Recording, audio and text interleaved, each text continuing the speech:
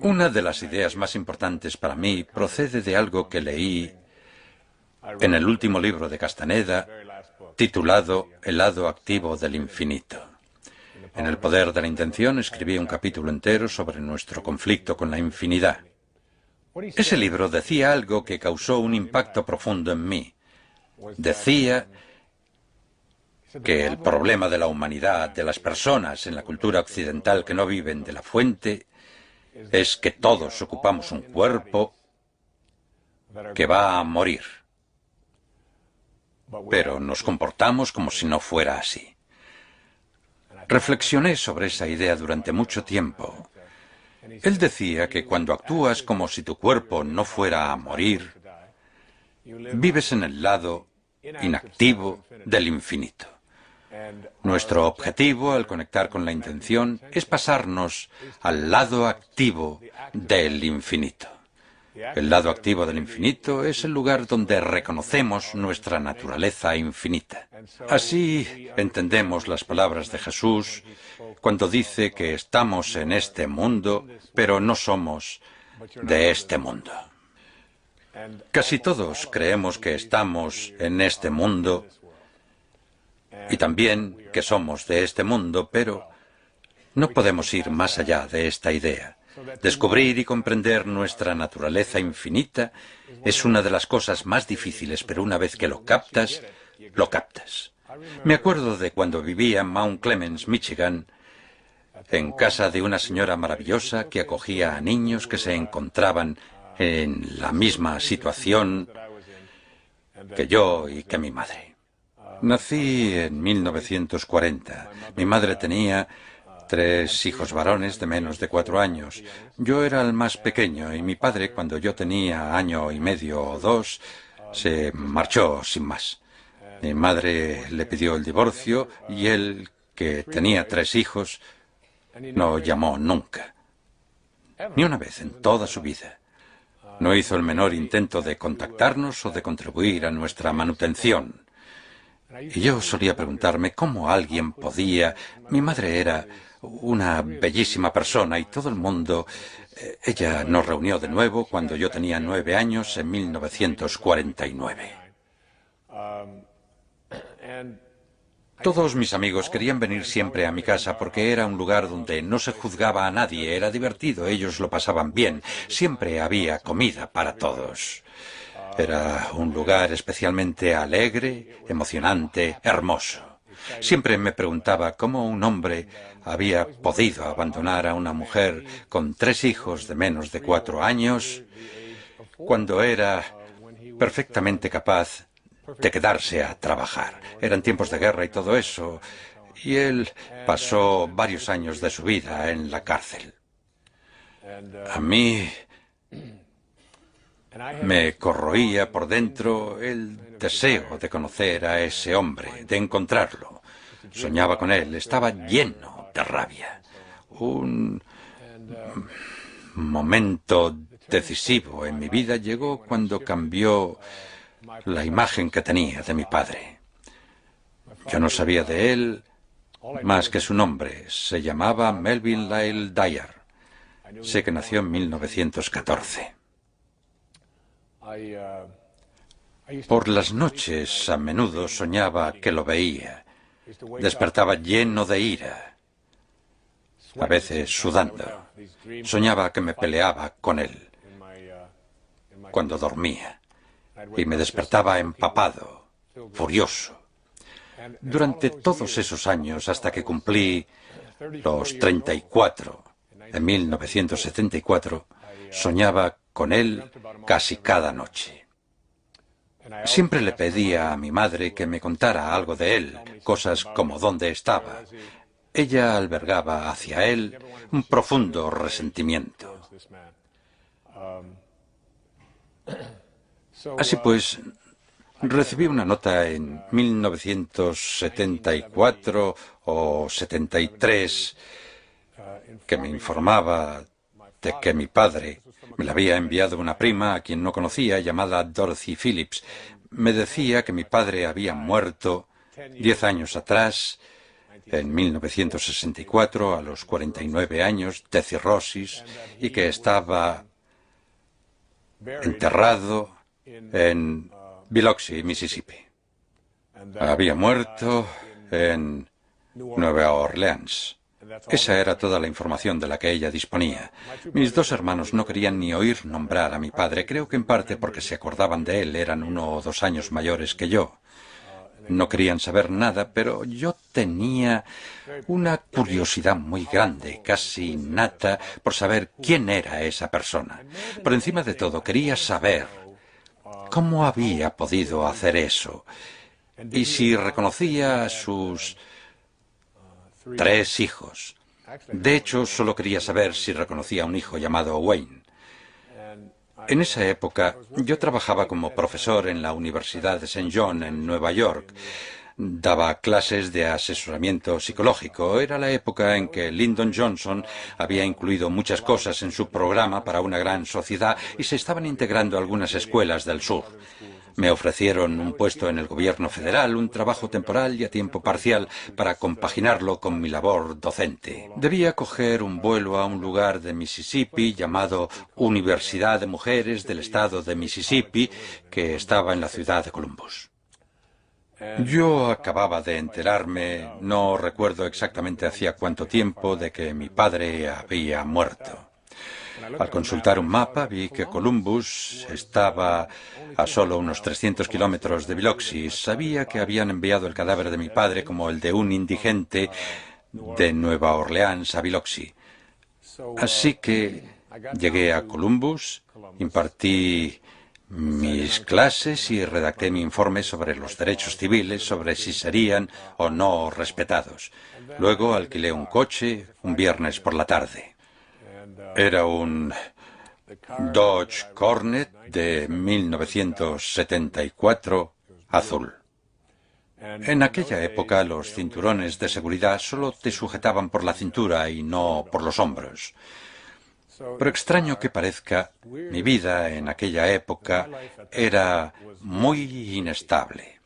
Yo bebía, mantenía una relación que no me satisfacía, no acababa de centrarme como escritor, estaba pasado de peso, tenía muy poca disciplina, el ego dominaba demasiado mi vida. Siempre supe que estaba destinado a otras cosas, pero la obsesión con mi padre interfería en ello, me llenaba de rabia. Así que fui y subí al coche. Lo alquilé en una agencia Avis.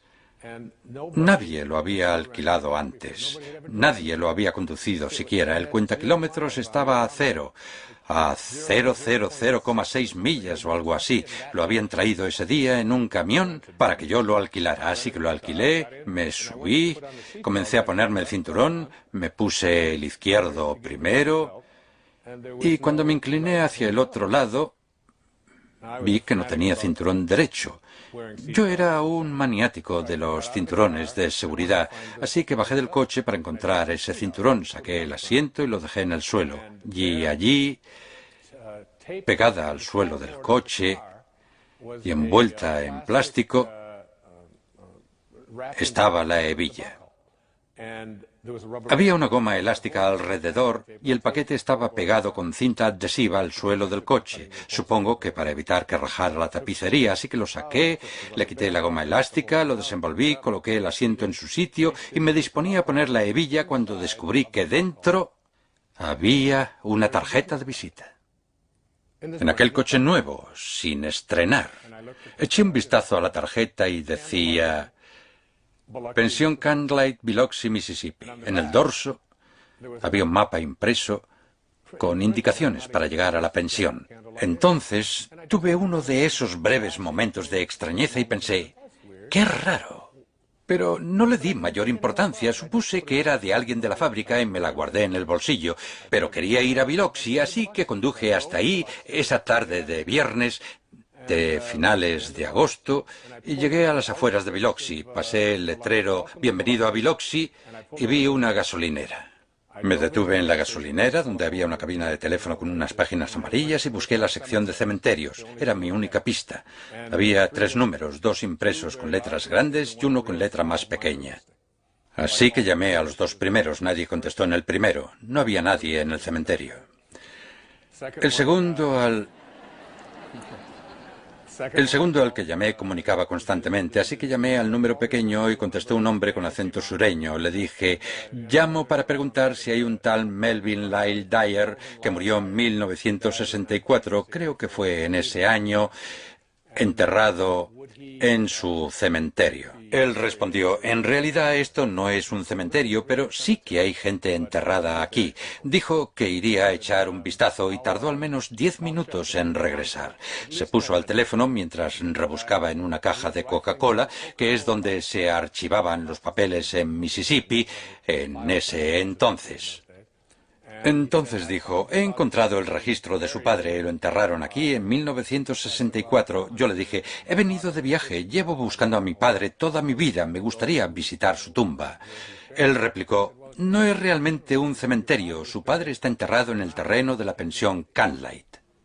Es una historia verídica. Así que me llevé la mano al bolsillo y dije: tengo un mapa. Conduje hasta aquel pequeño terreno. Fue un momento decisivo en mi vida en el que empecé a creer en el lado activo del infinito. Me acerqué a una marca que había en el suelo. Ni siquiera había lápida, solo una marca en el suelo que decía Melvin Lyle Dyer. No recuerdo las fechas exactas, pero estoy casi seguro de que eran 1914-1964.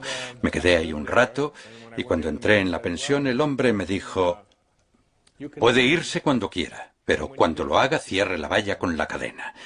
Le dije que así lo haría. Salí de nuevo. Eran como las 5:15 y permanecí allí casi 3 horas. Ya había oscurecido, eran las 8 y no hice más que maldecir a mi padre pisoteando el suelo, diciendo: ¿cómo pudiste hacer eso? ¿En qué estabas pensando? ¿Cómo pudiste marcharte y no llamar nunca? Se me saltaron las lágrimas. Fue un momento culminante y muy emotivo de mi vida. Entonces algo se adueñó de mí y me acordé de lo que Mark Twain decía sobre el perdón. El perdón es la fragancia que la violeta deja en el talón que la ha pisado. Se apoderó de mí una sensación que nunca había tenido y le dije a mi padre: te perdono. No sé por qué. Dije: a partir de este momento y para el resto de mi vida te transmitiré amor. Te veré siempre con afecto. Así que puse la cadena, me alejé en el coche, volví a casa, volé de regreso a Nueva York, me tomé un breve periodo sabático de unas 2 semanas y fui a un lugar en Fort Lauderdale, Florida, al motel Spindrift. Me alojé allí y escribí un libro llamado Tus zonas erróneas. Hoy se han publicado 32 millones de ejemplares de ese libro en 48 idiomas y lo escribí en menos de 2 semanas, de principio a fin. Cuando me marché de ahí, empecé a hacer footing. Poco después adquirí la costumbre que he mantenido 22 años de correr 13 kilómetros cada día. Dejé de beber, inicié una nueva relación en mi vida. Los hijos que había querido tener empezaron a aparecer. Cambié mi dieta. Dejé de comer alimentos tóxicos y de tener comportamientos tóxicos. Y todo lo que he sido capaz de crear y lograr en mi vida ha sido posible porque, por alguna razón misteriosa, una tarjeta de visita había ido a parar a un coche sin estrenar y después a mi bolsillo cuando me disponía a ir en busca de mi padre. No tengo ni un atisbo de explicación para ello. Es místicamente misterioso, pero ese acto me cambió literalmente la vida y la dio un vuelco. Recuerdo que de niño, cuando vivía en el 231 de Town Hall Road en casa de la señora Scarf, ella se acercó una tarde y nos entregó a mi hermano Dave y a mí un plátano a cada uno. Estábamos en el porche trasero y ella, con el rostro bañado en lágrimas, nos dijo: el señor Scarf ha muerto esta mañana. Yo, tan inocente a mis 6 o 7 años, le pregunté, ¿y cuándo volverá? Y ella respondió, nunca. Recuerdo que pelé ese plátano, me fui a mi litera, me acosté e intenté imaginar ese nunca. No sé si han pensado nunca que irse a dormir y morirse durante 1.000.000 de años no es gran cosa, pero nunca, nunca. Fue entonces cuando empecé a comprender mi naturaleza infinita y a vivir en el lado activo del infinito. Hoy sé que lo que me ocurrió con mi padre, ese perdón activo, fue un instrumento muy potente que sembró en mí el objetivo que me ha traído hasta aquí y que me ha permitido crear este programa, el libro que he escrito y todos los otros logros de mi vida, incluidos mis hijos, incluido todo lo que más aprecio, incluida mi salud, mi capacidad de hablar sin leer notas, mi voz. Todo ello surgió a raíz de ese acto de perdón. Vivo a partir de ese momento en el lado activo del infinito. Ya no vivo en un cuerpo que creo que no morirá. Sé que morirá, pero también sé que no es yo. Estoy total y absolutamente reconciliado con ello. No soy este cuerpo. Soy un ser infinito disfrazado de un hombre que les habla en este momento. Que Dios les bendiga. Gracias. Gracias.